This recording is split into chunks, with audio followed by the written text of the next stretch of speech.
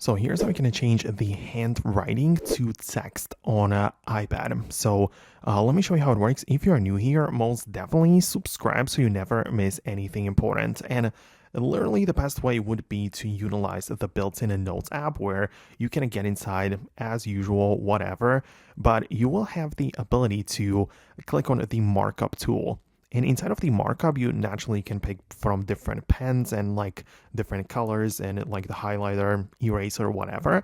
But there is also one pen which has the A letter on it. And this indicates the text pen tool, right? So you will have the ability to select it, and it doesn't really work with the finger, but if you have the Apple Pencil, you can now start writing text, using your hand, literally handwritten text, and it will be turned into the typed text as long as it gets properly recognized. So this is how you can do it. When you have this selected, you can as well just pick the language where you want this to be customized from. So, like obviously, it's a good idea to select the proper one when you want it to be recognized properly, but now you can use, again, as I said, the Apple Pencil, and you could basically make it work.